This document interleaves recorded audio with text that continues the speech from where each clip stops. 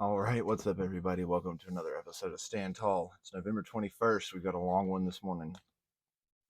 All right, verse 11 out of the Art of War, chapter 3. Well, verse 10. Hence, though an obstinate fight may be made by a small force, in the end it must be captured by the larger force. 11. Now the general is the bulwark of the state. If the bulwark is complete at all points, the state will be strong. If the bulwark is defective, the state will be weak. That one is pretty straightforward. If you are the general of your thoughts, your actions, and your life, if you're strong, then you'll be strong. If you're weak, then you can be captured. Let's go over to an alternate translation just to get some perspective. Master Sun says, therefore, if the smaller side is stubborn, it becomes the captive of the larger side.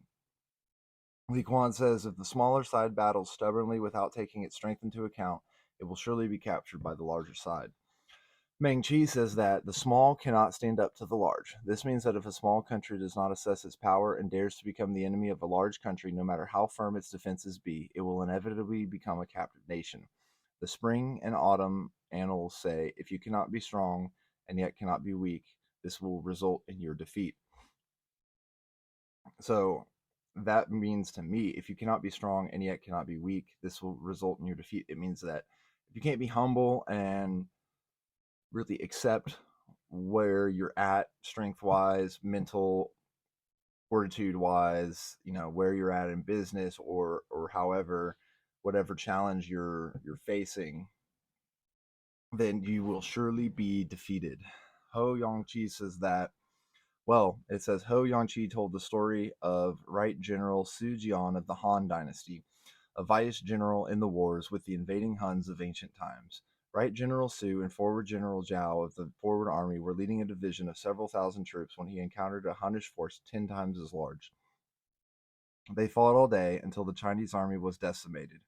Now Forward General Zhao, a foreigner who had earlier surrendered to the Chinese in exchange for rank and title, was invited by the Huns to join them, so he took the rest of his mounted troops, about 800 or so, and surrendered to the Shan Yu, the Hunnish chieftain.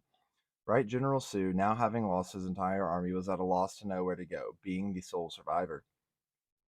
The great general asked several of his top advisors what to do about the case of Right General Su. One said, we have not executed a single vice general on this campaign.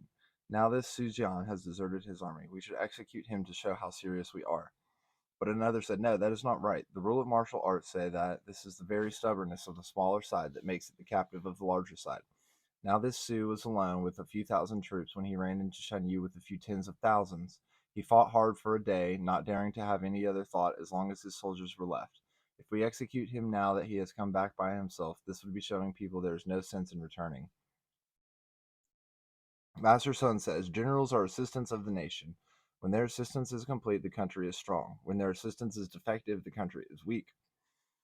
Cao Cao says that when the generals are completely thorough, their plans do not leak out. If they are defective, their formations are revealed outside. Jilin says the strength or weakness of a country depends on its generals. If the generals help the leadership and are thoroughly capable, then the country will be strong. If the generals do not help the leadership and harbor duplicity in their hearts, then the country will be weak.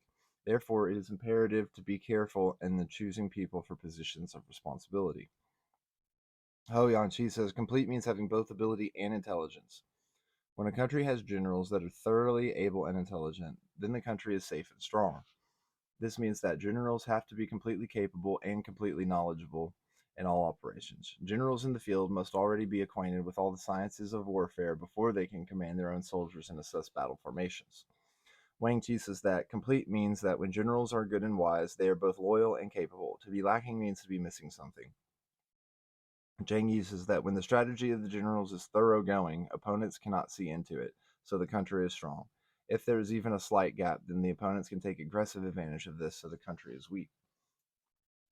So I like all of those little reflections. I think that they all give an alternate viewpoint into how, if you're mentally strong, if you're stoic in a way, right? Because we're about to read the Daily Stoic. If you have the fortitude of mental strength and ability, then you're going to be okay. You can't be attacked. But if you show any crack, any sign of weakness, especially the higher up in leadership you get, the more likely someone is going to come in and take advantage of that. So November 21st out of the Daily Stoic by Ryan Holiday and Stephen Hanselman.